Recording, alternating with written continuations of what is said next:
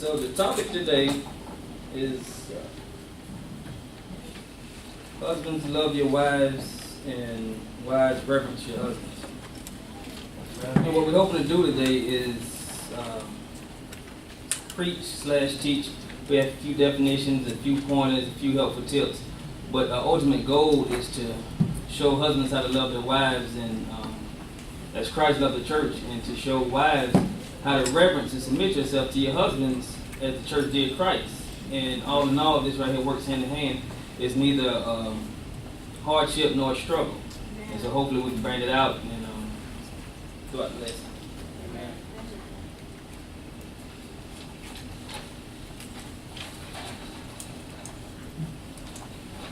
Thank God for the opportunity to speak today, but I really didn't want to speak on this subject.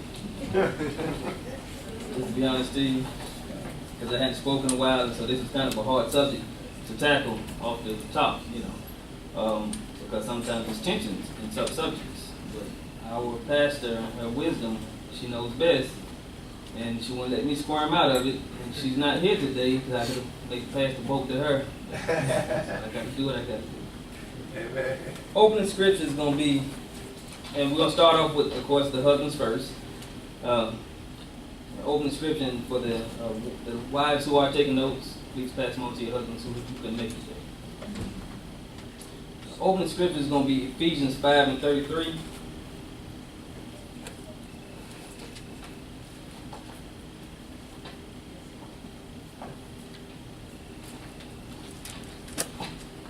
Yep, say amen.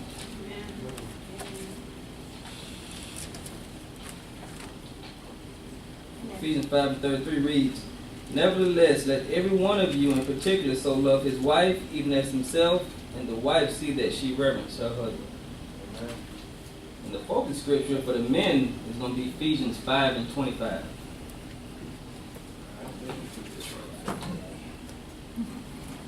Struggle a little bit.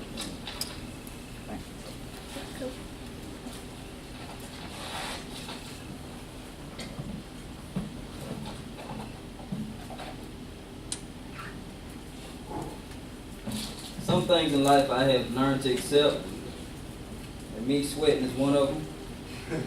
All right. Prayerfully, don't bother me as much anymore. Ephesians 5:25 reads, "Husbands, love your wives, even as Christ also loved the church and gave himself for it." Amen. It's a very familiar scripture. It's a scripture that we hear a lot. Love your wives as Christ loved the church. And so what we want to do a little bit today, we want to kind of dig into it a little bit and kind of open up a view of it. Christ loving the church.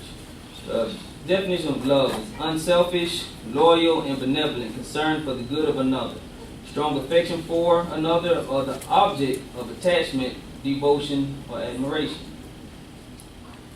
We want to move further to, I believe you pronounce it, agape love.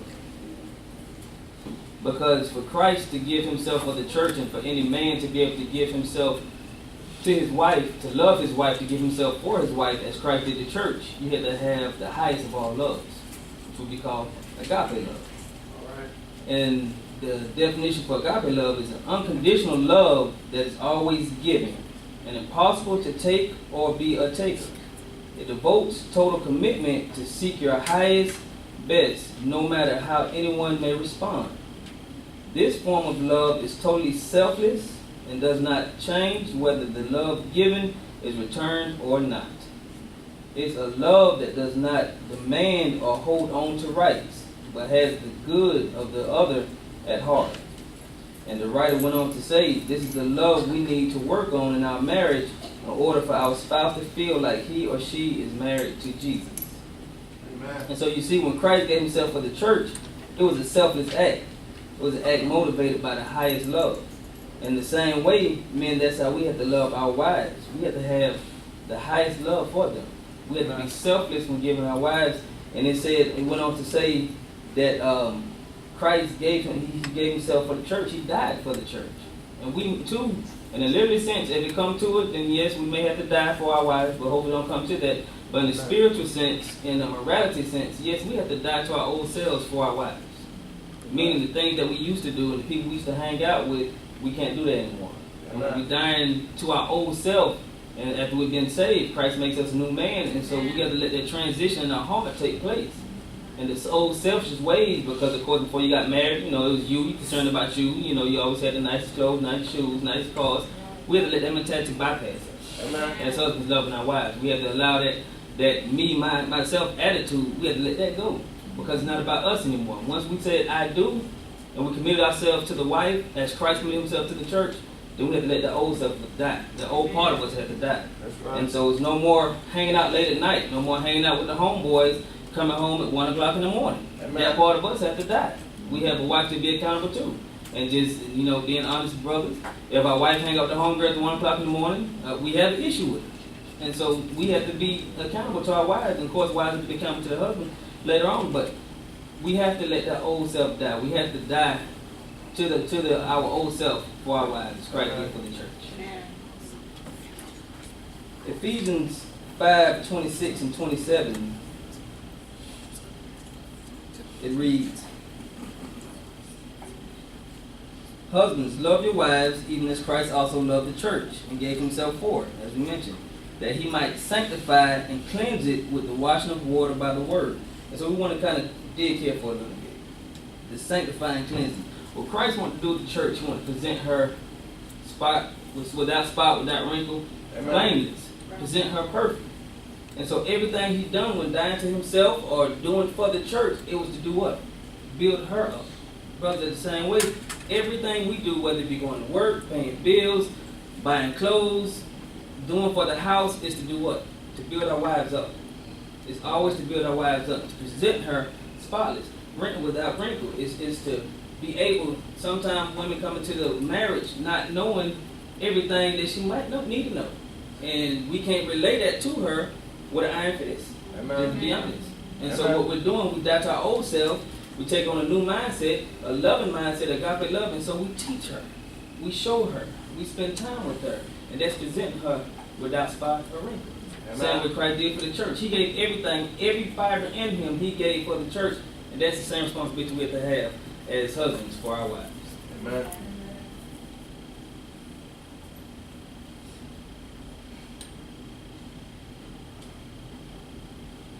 We discussed already, in case you're willing to die for it, literally. Now, like I said, I hope it doesn't come to that, but I see cases, sometimes where you can look at that man. If he, let me tell you something. If he's sitting at the gas station and she got to go in the gas station, pay for the gas, and come back and pump the gas, he's not willing to die for her. Okay, and that's just the truth. And so we have to make sure we the type of men who do what? We sacrifice for our woman. Whatever it is, we sacrifice for our woman. Whether it be pumping gas or if a mother jumps out and we have to jump in between them, that's what we have to do as a man. We have to be willing to give it all for our wives. 1 Timothy 5 and 8. And this is a familiar scripture as well, but this is still given, sacrifice is given to our wives.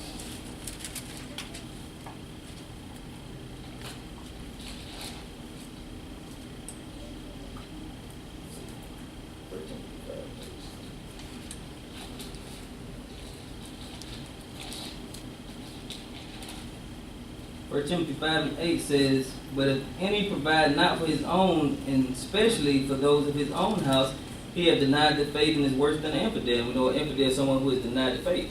Now, the reason I want to bring this point out, because the majority of the brothers don't mind going to work.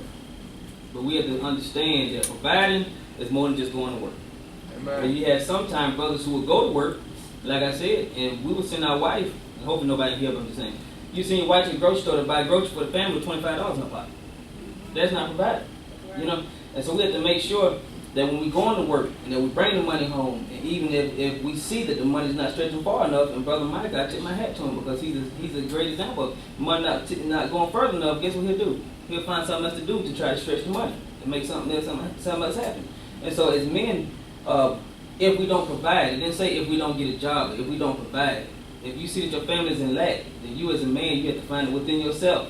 Sleepy or not, tired or not, body ache or not, to provide for your family. Amen. Whatever it is, if it's food, if it's clothing, if it's transportation, this is our job that God has given us. We have to provide. Amen. And so, like I said, we have to die to ourselves, because a lot of times when we have to provide in such a manner, we don't have our chill time, our TV time, our me time, our homeboy time. But all that had to go out the window. It's a new time, a new area in your life where now, hey, I have a wife, I have a family, and I got to do what I do. I got to do what I got to do. I have to provide for my family, whatever their needs are. Now, of course, wisdom has to play a factor in that when it comes to finances. If we heavy spenders, and that's the reason for your lack in the house, then we'll have to come to deliberation. We'll have to talk about that. But whatever the man has to do to make it right, that's his job. Amen. And we need not to be stingy neither. I understand we work hard for the money, but let's not be stingy. Amen. In my household, I know I have 5 in my household, and so we try to come up with a budget, but we have to have realistic budgets in mind. You're not going to send nobody this day and time to the store with $50 to support 5. That's $10 a person. It ain't going to happen. So let's be real on how we provide for our family and how we use wisdom in doing it. Right, amen. 1 Peter 3:7.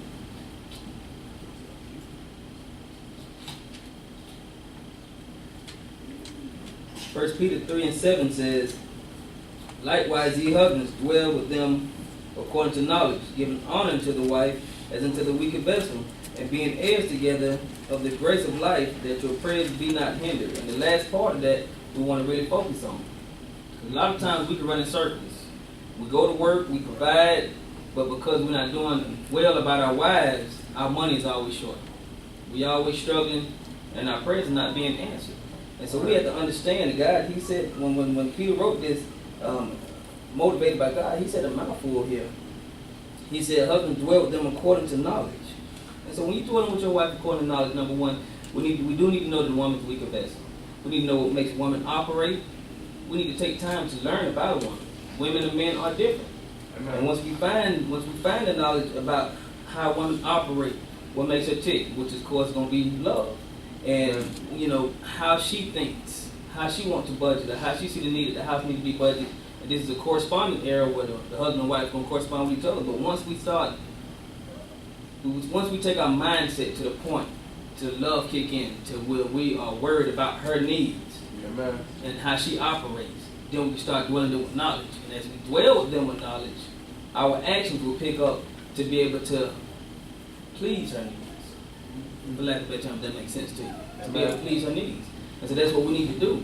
A lot of times, men, we feel like from day one, once we get married, we have the way, we have the vision. And don't get me wrong, as leaders, that is God's job for us. But with any job or any task that you have before you, you must do what?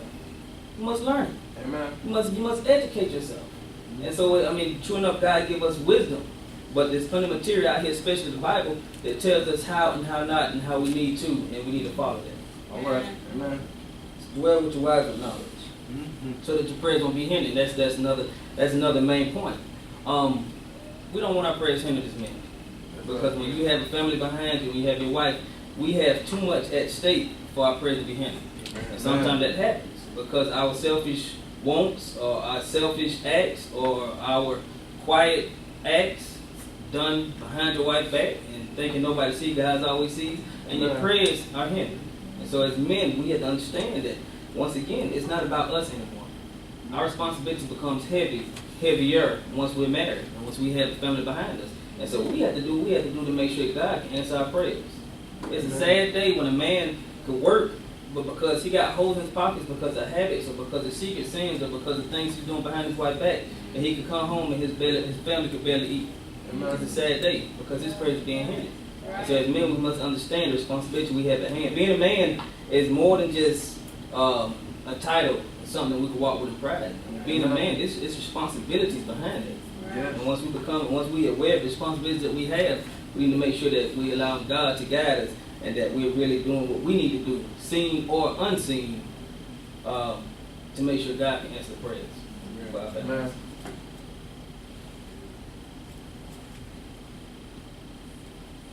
Definition of honor is high respect or esteem. Knowledge of her, what makes her smile, what makes her sad. Knowledge of her background. That's really important too.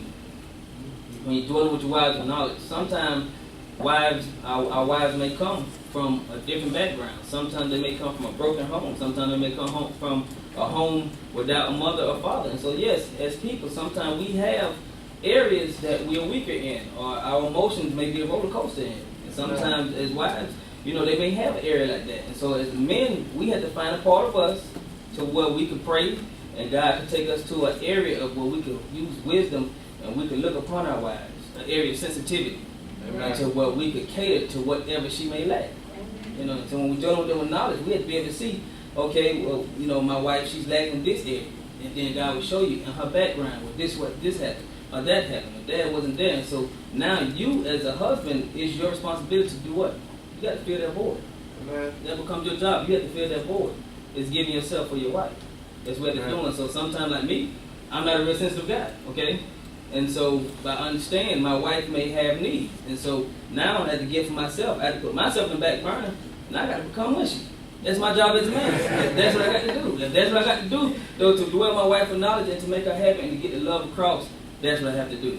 I don't like all the PDA, the public display of affection, but my wife will tell you, we was walking downtown Friday, and I was holding her hand, and we was, Google eyes and all that good stuff. I mean, that's out of my character, but I would do it for my wife. I dwell with her knowledge. That's what she needs. I love my wife. Right. And so we have to get past ourselves with the daughter ourselves. Amen. Nobody saw me, right? But we have to get past ourselves. We got to. We love our wife with the highest love, agape love, to be able to do that. To be able to put ourselves on the back burner to build her up. So we can present her without spot or wrinkle. I understand that she's the weaker vessel, and Sister Larry speaks on her all the time, because she's the weaker vessel doesn't make her weak. And we have to understand that. It makes her delicate, it makes her a flower, and so how we deal with her must be gentle. You don't have an expensive vase you put in the trunk of your car and ride around and hit every pothole and bump you can find. That's not what you do. When you have an expensive vase and you know it's fragile, what you do? You walk ever so lightly, you carry it ever so lightly, you take your time, you think about your routes that you take. Same way with our wives, the weaker vessel, we have to think about how we're handling her, how we're talking to her, how we're loving her, how we're giving to her, how we're showing affection to her. She's the weaker vessel. We have to think about all these things. Sad day when we come home from the grocery store and the man go inside and sit down and the wife is toting all these bags of cans and milk and all that inside. He flipping through the channels. That's not given to the weaker vessel. Amen. It's a sad day when you get out the car and go in the house. All I'm doing is go in the house and your wife's struggling with the kids in the middle of the night trying to get in the house and you somewhere trying to get your shoes off so you go to bed. That's not giving reference to the weaker vessel. So as men, we have to make sure that we're doing what we need to do. We're protecting them. We make them feel protected.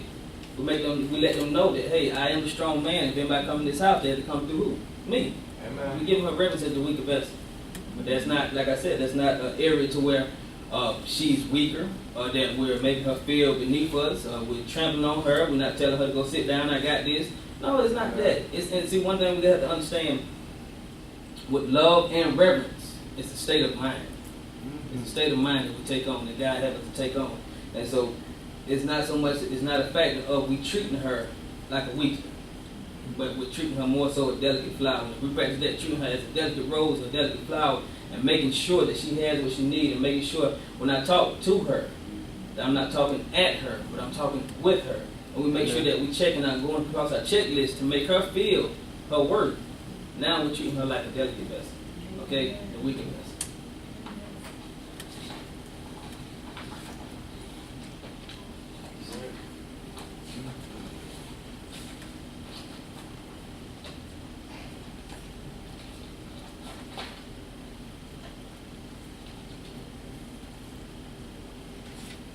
Some notes and pointers I wrote down. It says, love her humanity.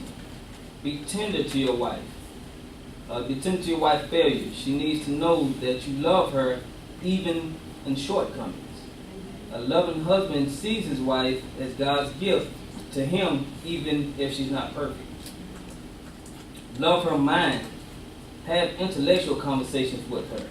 It's part of building her up process, especially if she's an at-home mom. She's not out experiencing everyday life in corporate America, or she's not out, networking or politicking. And so something when you come home, you need to be able to spark the intellectual conversation. You be able to have a smart conversation with her, not just conversation of demands. You do this, you do that, I need to do this, I need to do that. But talk with your wife. And if you talk with your wife, a lot of times you'd be surprised she has an answer in a lot of the situations. All right. Going back to loving her humanity.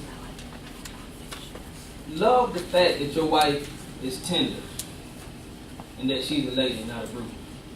You know, you'll be very unhappy if your wife, you know, was just as rough as you was. You know, just to be honest to you. You'll be very unhappy if your wife was just as rough as you was. You know, you come home, kick your shoes off, she kick her shoes right beside you. You sit down and eat a plate, her plate bigger than yours. You know what I mean? You will be unhappy if your wife was, but see, because God makes classy women. And you'll be unhappy if your wife is not as tender as she is. So love her humanity.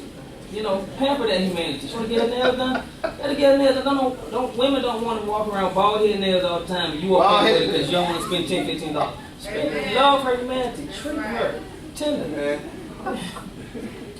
Want her nails like your nails, her hand rough like your hand. You don't do that. Pamper her. Let her enjoy her humanity and being a woman, and you promote that. Babe, go get your nails done. Babe, go get your hair done. You know, promote that to your wife. Love her physically. Give her compliments. Make her feel special. Women don't make that. Make her feel special. And I had a side note in there. When we give her compliments, but women make sure that the man can give you truthful compliments. Amen. Amen. If you ain't comb your hair all week long, comb your hair so she can give you a truthful compliment. Just be real. Men want to be able to compliment their wives. But men, we need to get in the habit of complimenting our wives. Sometimes we go about our day, we're doing this, we're doing that, and we can give compliments on all kinds of stuff. Man, that's a nice car. Brother, you got your nice ride. This, that, and third, and come home and hey, babe, hey, go sit down and don't pay no more attention to the rest of the day. We can't do that. Give your wife compliments. You know, even if it's something that she did in the house.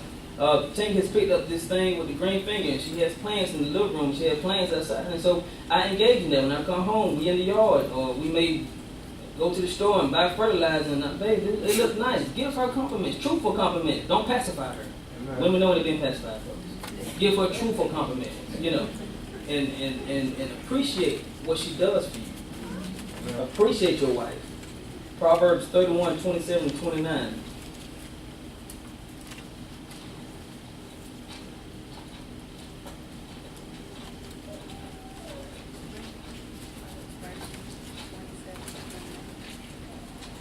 Proverbs 31, 27 through 29.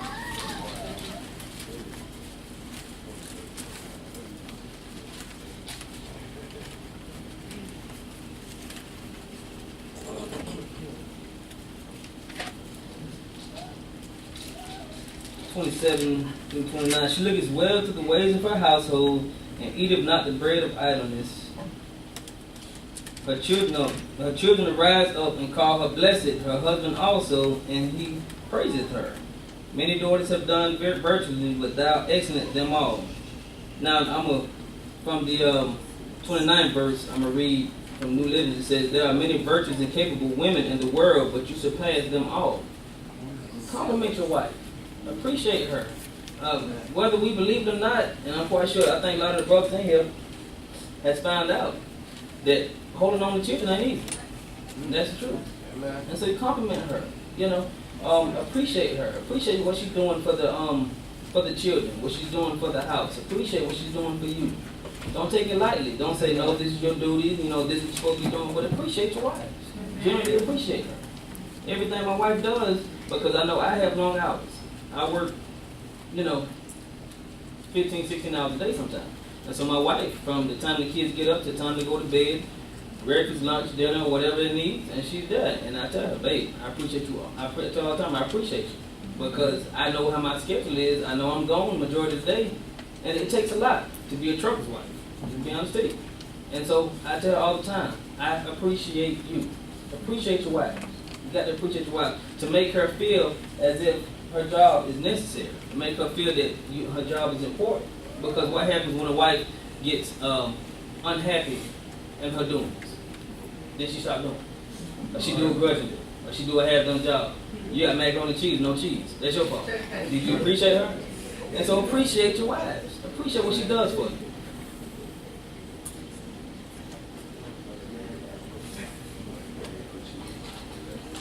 helpful tips. Brothers, keep your eyes on your wife. When you look long, you look wrong, and you're guilty of adultery. It makes your wife feel inadequate when you are off going, gazing and admiring other women. We don't want to do that. Keep your eyes on your wife. Don't be walking around gazing at other women, talking about how beautiful she is. Tell your wife how beautiful she is. Because that's where you lie your head at. Number one, that's where you're building up your home. The superficial women that they have on TV these days, that's not going to give you anything besides a cheap thrill.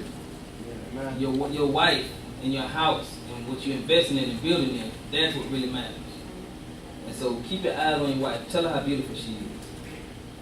Don't be prideful as a man. Admit when you're wrong, and don't use "I'm the head of the house" as a power move. Don't do that. If you're wrong, you're wrong. Admit it. Apologize. The head of the house, a lot of times, all through time, I believe men have misused that term. You know, I'm the head of the house, and they kind of use that to like a period. It's over. Conversation over. You can't do that. That's not your escape card. If you're wrong, say that you're wrong. Learn how we can get it right. Have conversations with your wife, because she's intelligent, about how we can move from this point, how we can do better, and move on. But don't be prideful. Admit when you're wrong. Take up time with your wife. My off days, I do my best to take up time with my wife. Whether it be something she want to do, or something I want to do. But take time with your wife, because you have so much time outside the home working, and while she's in the home. And what happens, it becomes a cycle. You go to work, you come home, go to sleep. You go to work, come home, go to sleep. She deal with the kids, she deal with the house, and it continues. And before you know it, the gap between y'all have grown so big that you live with a person you don't even know. Take time with your wife. I was off Wednesday, Thursday, Friday. And so Wednesday, Thursday, and Friday, every day I took my wife to breakfast. Take time with your wife. And if you don't want to go out to eat, cook her breakfast. Do something with it. Walk the park. Take time with your wife. Let her know, because that's how a woman responds. A woman responds out of love. And so your attention, your affection is showing her, babe, I love you. Amen. So die to yourself enough to take time. I mean, because when I say die to yourself, because a lot of times when we off, what we want to do? I want to chill. I want to relax. You know, we don't really think about taking time off to go walk the park. Die to yourself. Go walk the park. We need to exercise. Take time with your wife. Amen. Ask questions and truly listen. Desire her input. That's important, because you don't want your wife to feel like she doesn't matter. You don't want her to feel beneath you. So you ask her questions, especially if you don't have the answer. Ask questions. Desire her input. I asked my wife all through studying for this message. I said, babe that. Well, how make you feel when I say this? Well, how make you feel when I say that? Well, what about this? Do you agree with this? Ask her questions. Listen to her input. This is your better half. Who else better to know you or for you to know than your better half? So ask her questions. See what she likes or dislikes. Value what she does in the home with the kids. Too many times we ask for something to be did, and our wife does it, and we come home and we don't notice it. We do notice she kind of just hanging out, just kind of looking at you, smiling on your face, and you be like, Lord, she don't want today. That be the attitude. We can't be like that. She's there for a reason. You ask her to, babe, could you get the floor today? The kids wasting Kool-Aid on the floor. And she done mop this floor and this floor clean, and you come in and walk right across the floor and ain't noticing. She's sitting there smiling, waiting to be noticed, and you ain't paying her no attention. Appreciate what your wife does. Notice it. Men, if you got to write yourself a note and put it in your pocket, hey, my wife mopped the floor today. You come home and look at that notepad and she mopped the floor today. Congratulate, thank you, sweetheart, I appreciate you. Make her worth actual work. We can't continue to bypass our wives and what she do for us to make us happy, and then end up making her unhappy. That's wrong. Last note I have for the guys.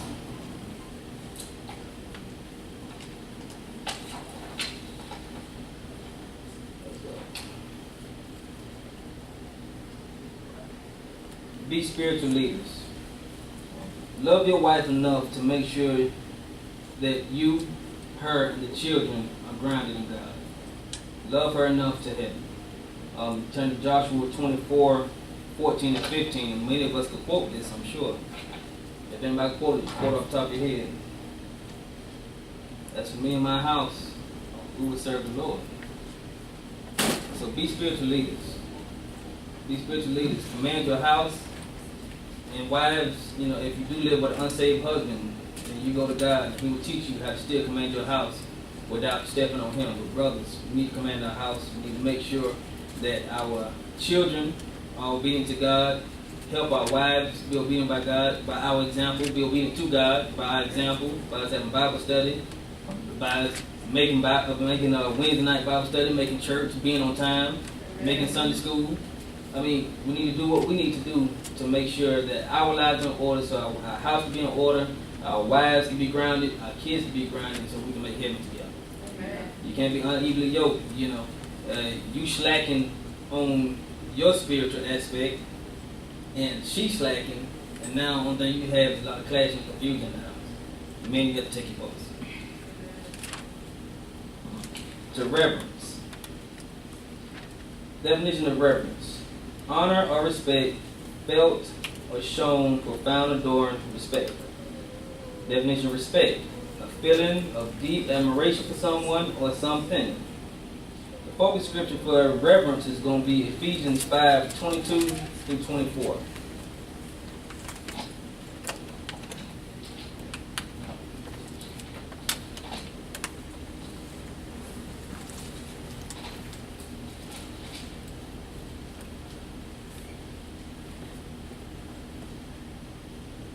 Through 24 reads, wives, submit yourselves unto your husband as unto the Lord. For the husband is the head of the wife, even as Christ is the head of the church, and he is the Savior of the body. Therefore, as the church is subject unto Christ, so let your wives be to their own husband in everything.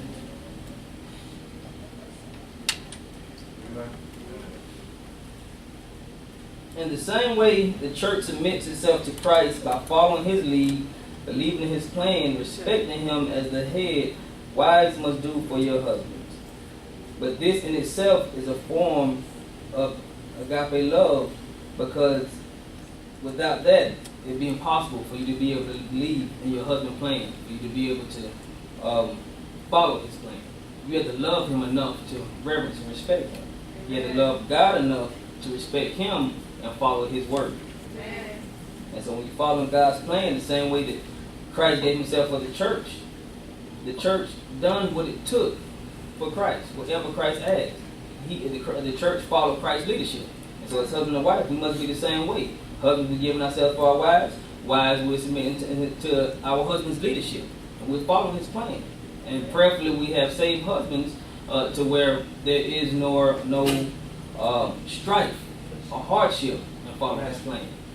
Amen. Now, if you do have an unsaved husband, then go to God again, and you can still, your prayers can reach him to the point he's still your unsaved husband. He can guide him to wherever needs to be for the family. 1 Peter 3:1 through 6.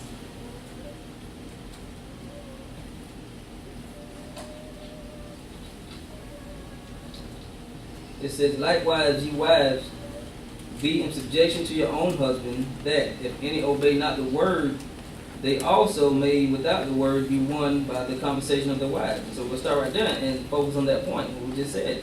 If you do have an unsaved husband, wives, you can't win him by snapping him up. You can't win him by being ugly to him, disrespectful to him. You can't win him telling him he's going to go to hell every day. You can't do that and win him. But your conversation will win him, your love will win him, your words will win him, because one thing about it takes two to fight. Amen. And so if he come in there rough and huffy and puffy, and you just say, praise Jesus, and pat him on the back on him, he can't fight with you. Amen. And after a while, he's going to start seeing something. I need to change my ways. And so your conversation will win him. Verse 2. While they behold your chaste conversation coupled with fear, whose adorning, let it not be the outward adorning of plaiting the hair and of wearing of gold or putting on apparel, but let it be the hidden man of the heart, and that which is not corruptible, even the ornament of a meek and quiet spirit, which is in the sight of God a great price. For after this manner is the old time the holy woman also, who trusted in God, adorned themselves, being in subjection unto their own husband. Now let's work. We're gonna work this area of scripture for a little bit. In verse 3, it says, "Whose adorning let it not be the outward adorning of plaiting of the hair and wearing of gold." Adorning is making yourself beautiful. Okay, and so we're not telling you not to make yourself beautiful. We want you to be beautiful, so that way we can appreciate your humanity and tenderness. Yeah, truth. And so we want you to be beautiful, but that's not the word is saying. The word is saying, let not that be your main motive, because that's not gonna keep you. Let not that be. That's all you put your time, strength, and energy in. It says, but let it be hidden. Let it be the hidden man of the heart, and that which is not corruptible, even the ornament of meek and quiet spirit, which is in the sight of God of great price. For after this manner in the old time, the holy women also who trust in God adorn themselves, being in subjection unto their own husband. When a husband feels reverence and respected, he finds his wife more beautiful. He's more willing to love. He's more willing to give to her. And so, what the word is saying here, that the plaiting of your hair, that's nice, but don't let that be your only way of showing your beauty. Your insides, your heart, your hidden man, how you really feel, your spirit man. Let that be your beauty. Right. When that shines, and when you do what God have you do, and how you react, and how you deal with Him, and how you reverence Him, you become beautiful. Not only in God's sight, but His sight. A husband will sit back and admire his wife for her conversation, her tone, her meekness, how she deals with him. If a man done something wrong, and we get that feeling, you done messed up, and you waiting for your wife to scold you, and she just say, "Well, babe, I appreciate you. Try harder next time." You're gonna smile so big, you're like, man, because you thought she was gonna come off in a negative manner, and he gonna find you more beautiful. And when your attitude is as such, versus if you was rolling your neck, rolling your eyes, telling him what a loser he is, he's not gonna find beauty in that. It don't matter how beautiful your hair and your nails is, he's not gonna find beauty in that. So let the beauty come from the inside, truly. Amen. And how you respond to him, and how you talk with him, and how you love him. One of the writers said, a simple touch. That's a way of reverence, a simple touch. If you know your husband had a hard day, and he's sitting down, and you come and just rub his shoulders, he could feel your love through your touch. Amen. And that's the beauty of your insides, because you know this man that had a hard day, you know this man that fought all the pressures of society. Yes. And he comes home, and you just give him a simple, inspirational touch, saying, "Babe, I have your back. I'm with you. I know that the bills are due. I understand the money is short, but I'm here with you." That's more beautiful. Right. Than if you get some of that $500 Brazilian hair in your head. That's true.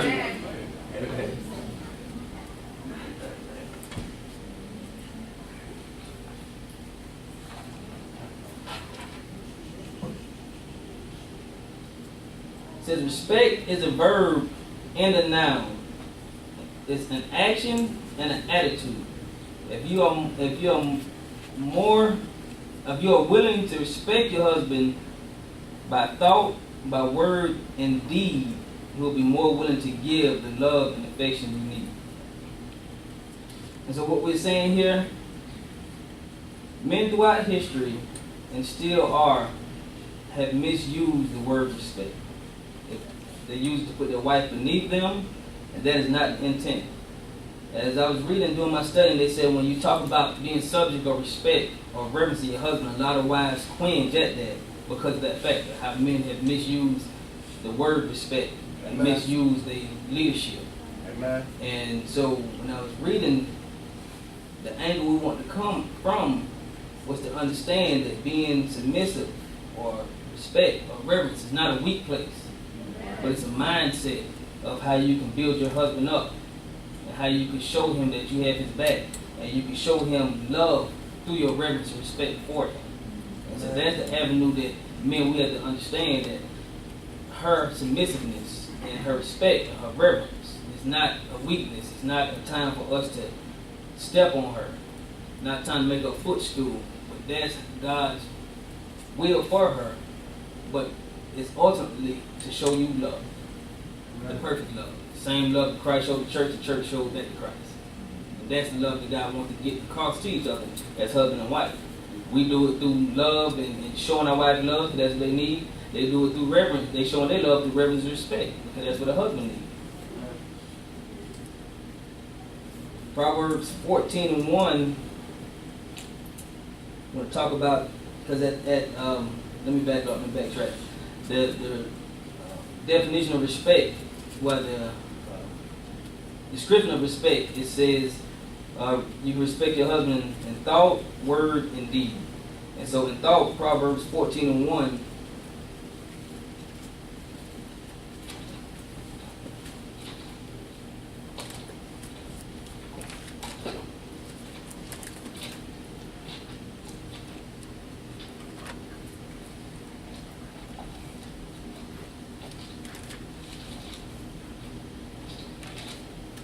It says, every wise woman buildeth her house, but the foolish plucketh it down with her hands. And so being a wise woman, it says you can build your house if you plug it down with your hands. And so what that is saying, women, through your reverence, respect, how you deal with your husband, how you deal with your kids, you can be your own worst enemy. Or you can build your house exactly how it needs to be. Just depending on how you cater yourself and how you deal with your wife, deal with your husband and your children. That man can come home, and versus you giving him that gentle touch, and the bill's not paid, and time he hit the door, where you know the bill clock, you can collect this call. Water bill due, gas bill due, this due, that due, when you gonna make some money, you know what, I should listen to my mom, I should never married you, this, that, and the third, and what did you just do? After this man been out there either looking for a job 8 hours, or if he been on the job, he's not making enough money, but you just tore your house down. Because with all of that disrespect and ugly tone towards him, did that make him want to do more for you or do less for you? Did that make him want to come home or hang out with the partners? And so we could build our house, women, or we could tear our house down simply by how we handle ourselves. And I said earlier, it's a mindset that we have to have. We all go through hard times. We all have shortcomings. We're people, male and female. And the same way I told the brethren, be gentle in your wife's failures. Women, be gentle in your husband's failures, because when you flip the coin, he's out trying to make a way for this house. That's not easy, especially a black male in the United States. It's not easy. We deal with a lot of pressures. We deal with a lot of injustice. We deal with a lot of unfairness. And so when we come home, some days, yes, we have had a hard day. Some days you can see it on that man's face. Some days, yes, we do fail, even in our trying. And when that man comes through the door, you have that opportunity, that choice. You can do the world's way and tear that man down, or you can choose God's way and just simply choose to love him through reverence and respect. And if you do choose God's way and love him through reverence and respect, it will come back to you. It will come back to you, and it will make him try harder, make him want to do more for his family. If I come home and I already know the bills due, and I don't work hard, and my wife is yelling at me and fussing at me, when I do get a little bit of money, I'm probably still going to pay that bill. I'm going to make myself happy now. You know, and it happens like that. And it happens like that with guys all the time. They get paid, and before the check even come home, knowing these bills due, and she going to fuss anyway, I can't pay him, and they go blow the money.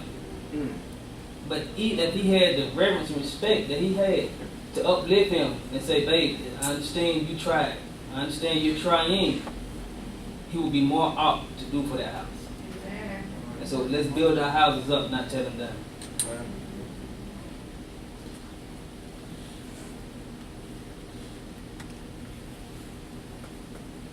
And sometimes we don't have to be disrespectful. Sometimes women, we could be respectfully overbearing. Let's not be that neither. We use all the nice words. Honey, you know the gas bill due. Sweetie, when you gonna do this? Baby, you know this due. And we could be respectfully overbearing. So let's not do that neither, because it still is gonna cause the same effect. That's right. 1 Corinthians 11:3.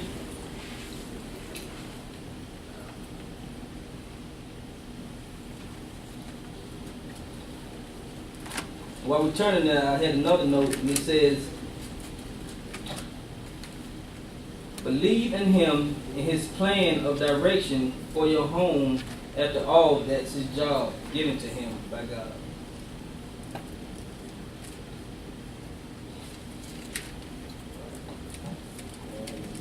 First Corinthians 11:3.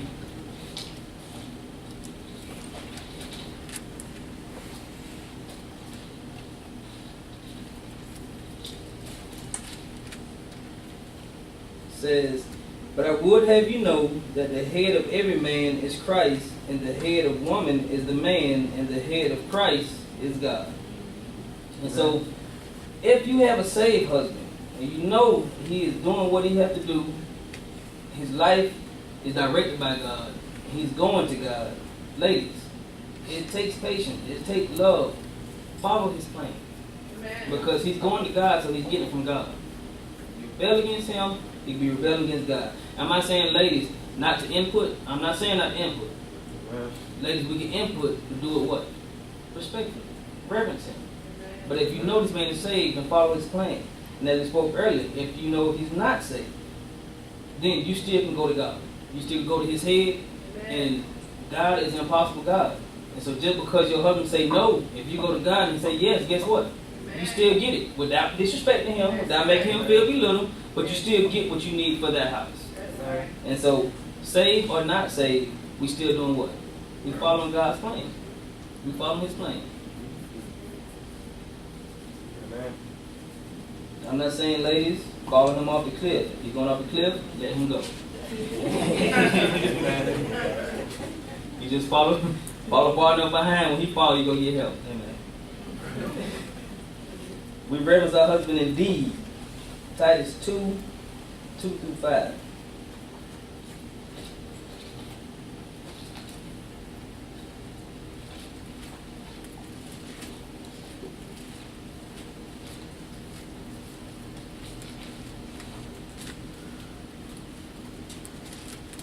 Titus 2:2-5 reads, "That the aged men be sober, grave, temperate, sound in faith, and charity and patience.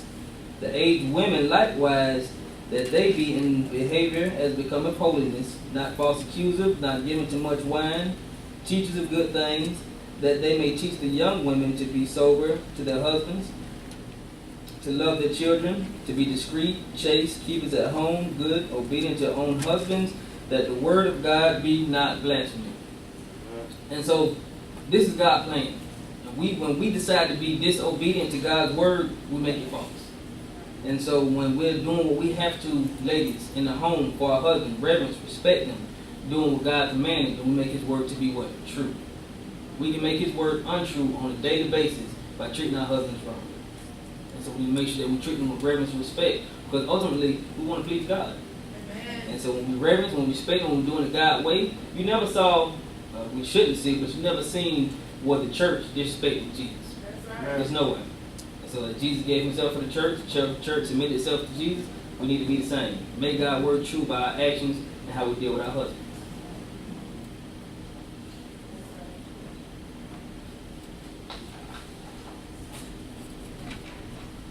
I was reading, it was an article called Family Living, and these are some tips. It said one writer said that wives, we should strive to have a calm atmosphere and pick up the house for your husband to come home to, because that's a form of reverence, reverencing him and saying, I appreciate what you do. I appreciate you going out into the world and making a living for us and going to work. I appreciate that. That's a form of reverence. Let him know that he's appreciated. A man doesn't want to go to work daily and come home to feel unappreciated. Men, we respond from respect. So that's a form of reverence and respect in what he does. He's going to work, he's fighting off all the bad, he's making sure when he come home, and sometimes when a husband come home, it's hard for us to walk through that door knowing if we done failed today, knowing that we didn't make the money today. It's a hardship. And so when we muster up the strength to come through that door, reverence him by giving him a calm atmosphere. You know, a husband is hard for him to come home in the house in chaos after his day been in chaos. So reverence him by giving him a calm atmosphere. One went on to say she just simply thanked her husband for providing for the family. That's something that Tink does for me all the time. Thank you for being a provider. And I appreciate that. Providing is not easy. Providing is a great task. So I appreciate her when she tells me, thank you for being a provider. It's a way of just showing your husband love and through reverence.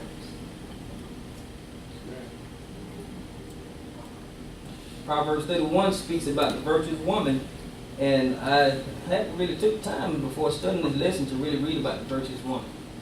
They call her blessed and virtuous because that woman was bad.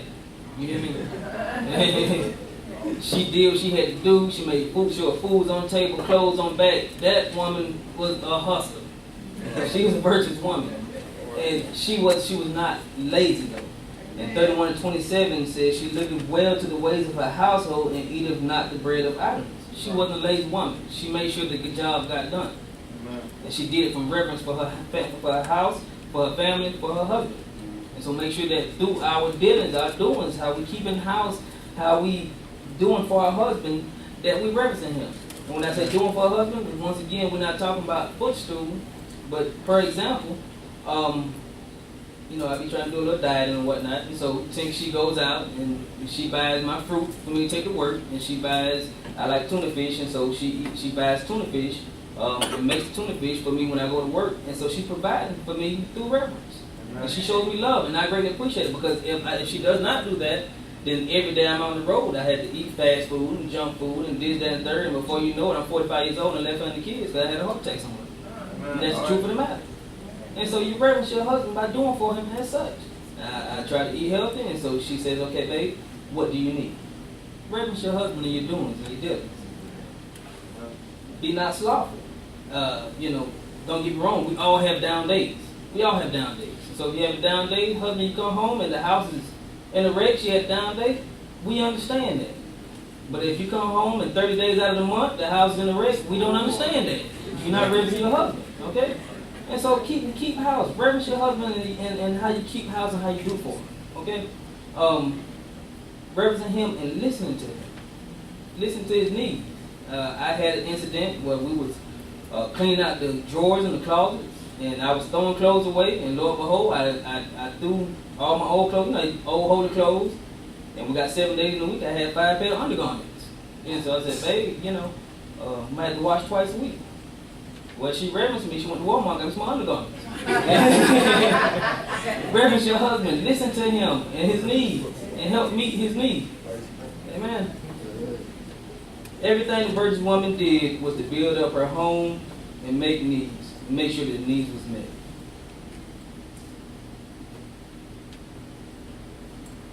When you listen to your husband, it could be listen to your husband's plan. And when I say listen to his plan, it's not so much, babe, I want you to do this, that, and the third. Brothers, it's more so, babe, I think word choice is wise. I think that maybe we should do it like this, or we should do it like that, or we should do it like this. Why did I say I think maybe? Because it leaves room, brothers, for our wives' input. But wives, ultimately listen to your husband in his direction. And don't be like, wives, don't be like, no, we're not going to do it like that. I be here every day, we're going to do it like this, that, and third. Wives, word choice wisely. Amen. Well, babe, why do you say that? Why should we do it like this? And what we're doing.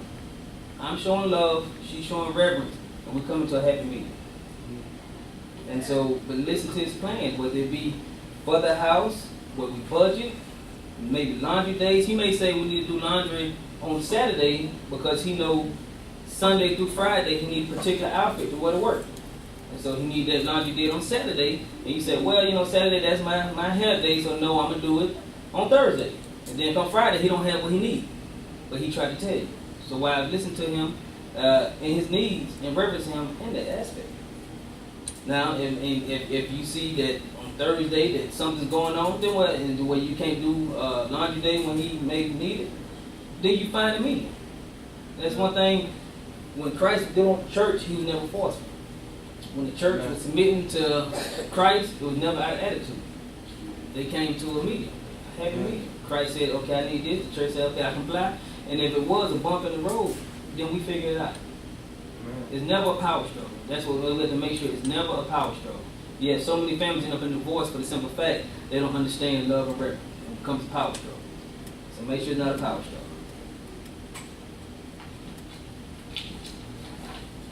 A few more tips.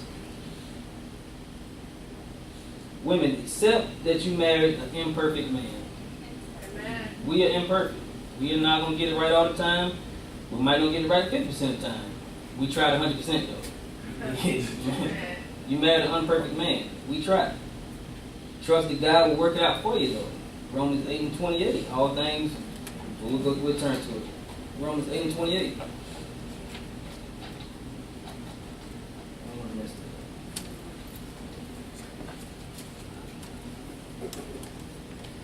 says, and we know that all things work together for the good to them that love God, to them who are the called according to his purpose.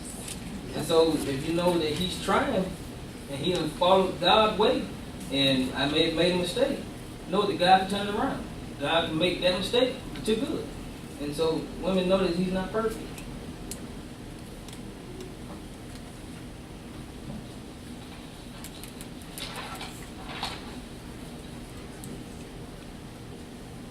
Ladies, when we deal with our husband, think before we speak. Words you can't take back.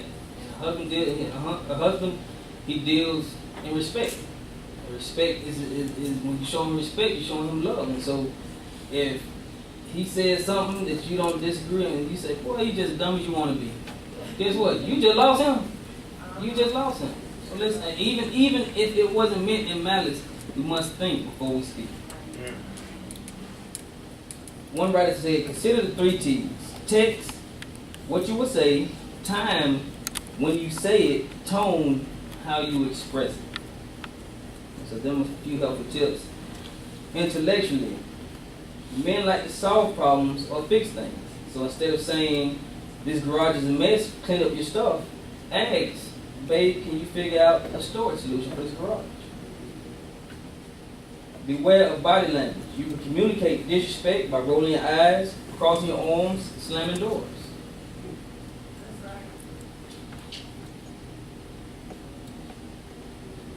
Think about his physical well-being.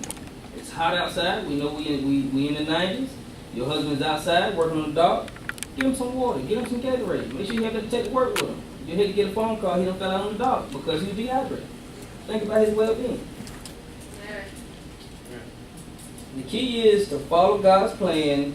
For a woman to follow God's plan, know her part, and work to fit in with her husband's responsibilities in life. And so what do we see? When we talk about love, when we talk about respect, it's like a balance beam. Neither one greater than the next. The areas where the respect, where a husband may need respect, and a wife, husband need respect, and a wife need love, they amount to the same. Each one has the same amount of value. And what happens is it creates a continuous cycle. When a husband is showing the wife the love, and then the love, which in turn makes her happy, and shows the husband the respect. And then the husband gets that respect, and guess what? He's opting to continue to love her. And so it's a continuous cycle. That's one thing we have to understand. When God gave us our separate roles as husband and wife to love and respect, it wasn't never meant to be a power struggle where it's turned into. But it was meant to be a cycle of continuance, loving and respect, and ultimately the driving force, of course, is God, but agape love. I love her enough to put myself to the side and die for her. I love him enough to reverence him and all that he sees as far as our plan. I care about his needs. I care about making his home a home. And so the love and respect continues on. So that's what we have to remember. It's not a struggle, it's a balance. Each person needs the right amount of it to make it work. I can't just give Tink love, and she don't respect me at all, or vice versa. She can give me respect, and I don't show her the intimacy and love. It's a balance thing. Ephesians, last 2 scriptures, Ephesians 4 and 32. This is for husband and wife. Because one thing when I was reading, and I was in Ephesians and Corinthians, Paul wrote all that, and he was building up the church at the time. And God let it be known that as he was building up the church, and he was talking about, brother and sisterly love, well, guess what? Your husband and wife, we dwell in the same church. And so as he was talking about brother and sisterly love, he was talking to husband and wife as well. And so Ephesians 4 and 32 simply reads, and be ye kind one to another, tender-hearted, forgiving one another, even as God, for Christ's sake, has forgiven you. And the last scripture I'm going to read in your hearing is going to be Ephesians 5 and 33. That was actually the opening scripture. Let us stand. Ephesians 5 and 33, and read again. Nevertheless, let every one of you in particular so love his wife, even as himself, and the wife see that she reverence her husband. And God bless to the word.